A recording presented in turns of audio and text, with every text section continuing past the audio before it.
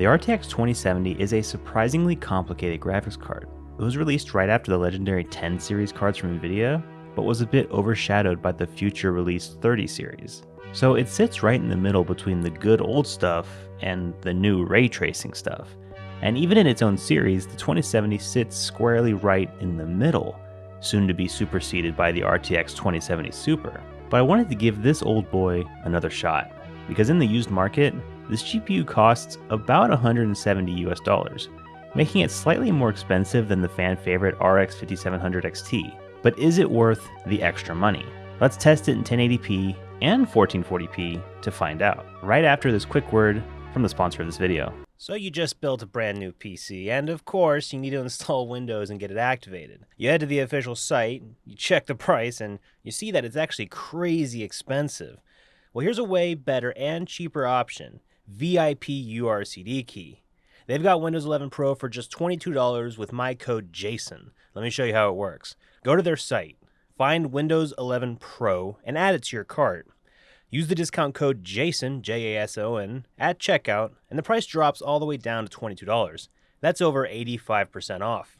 Once you've paid, you'll get your key instantly. Pop it into Windows activation, and boom, you're good to go.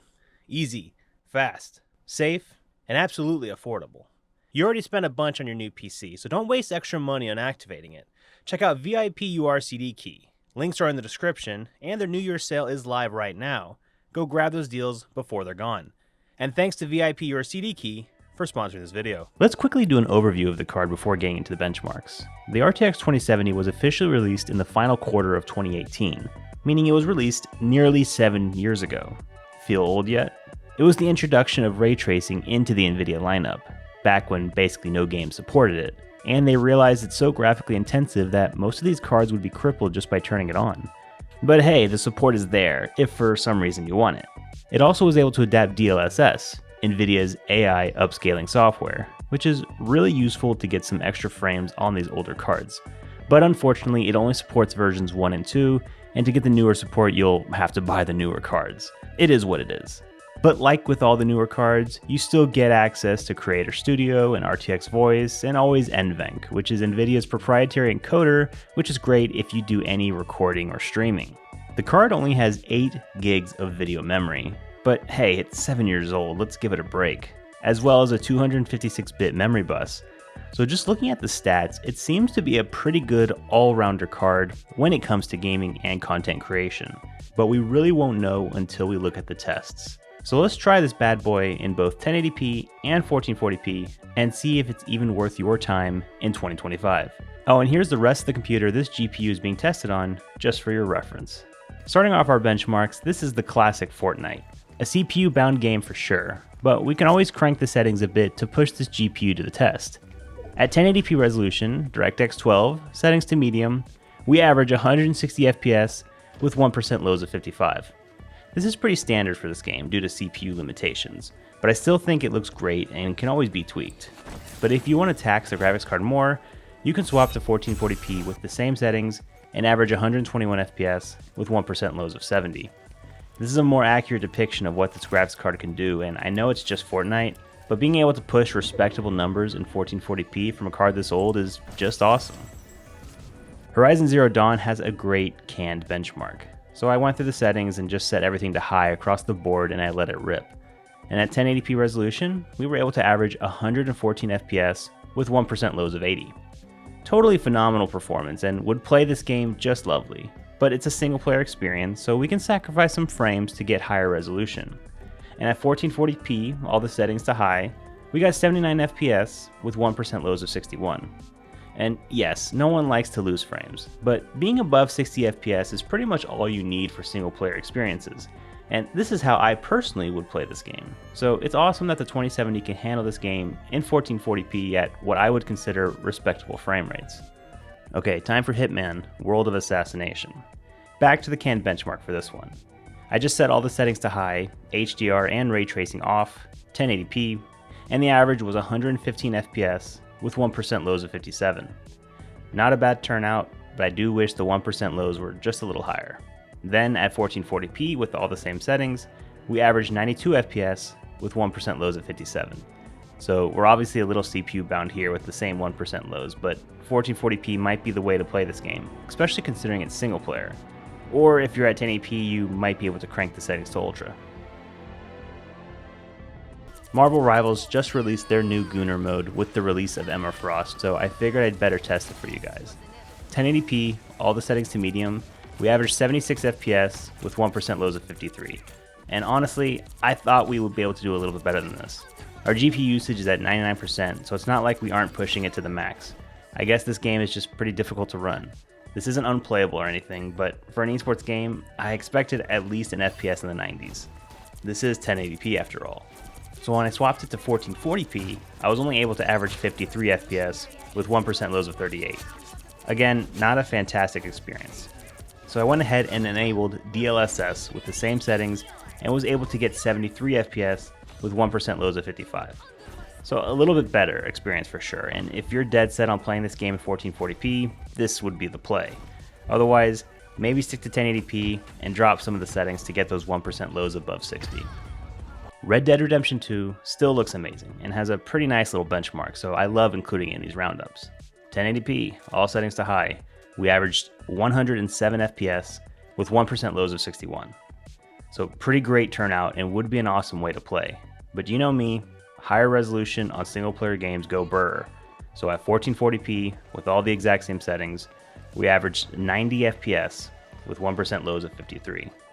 And again, wish the 1% lows were above 60, but I still think this would be the way I'd prefer to play it. I could probably turn off some random settings to medium and get those 1% lows up just a squeak. Space Marine 2 is probably the most demanding title on our list, and it might prove to be a little bit too much for us actually. 1080p, all settings to medium, we averaged only 55 FPS with 1% lows of 41. So if you wanted to play this game natively above 60 FPS, you might need to bring the settings to low, which is kind of a bummer.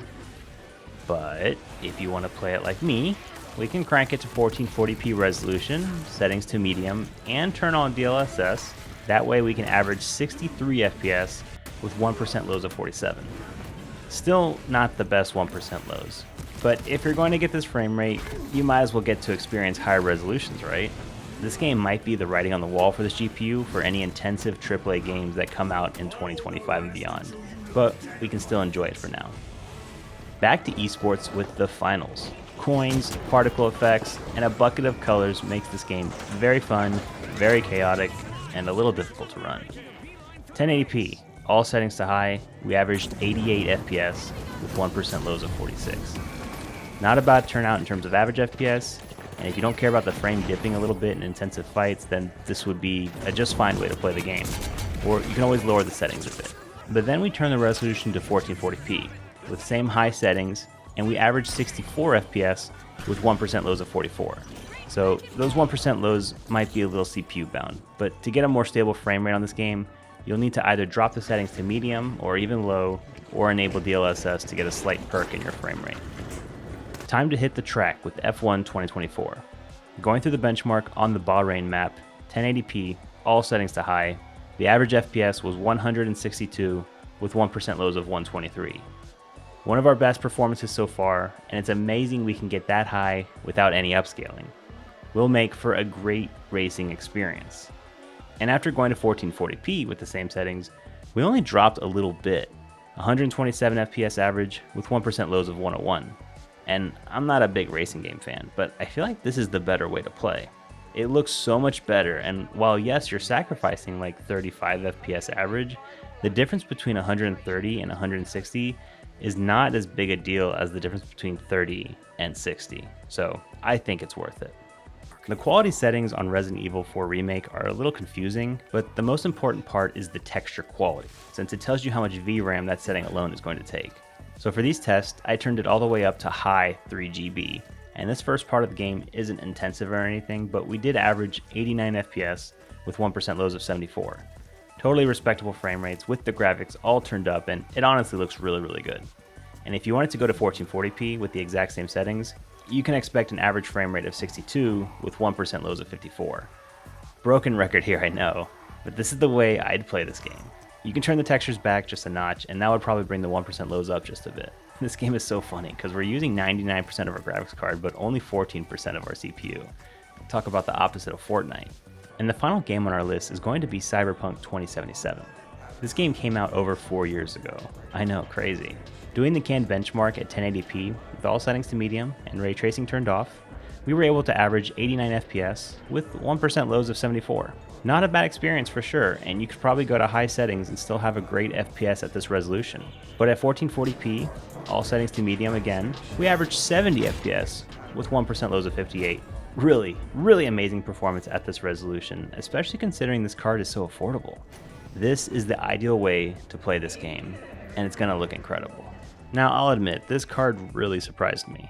I kind of poo-pooed the 20 series until now, but the performance of this thing was actually really neat, even in 1440p, and any frames that might be lacking a little bit can be solved by using DLSS. It's kind of a win-win. If you can get this card for around $170 US, then I think it's a good buy. But if you see it for more like $200, well, at that point I'd probably rather consider the RTX 3060. It's newer, has more video memory and more features, lower power requirements, yeah. But regardless, don't sleep on the RTX 2070. My name's Jason. Thanks for watching.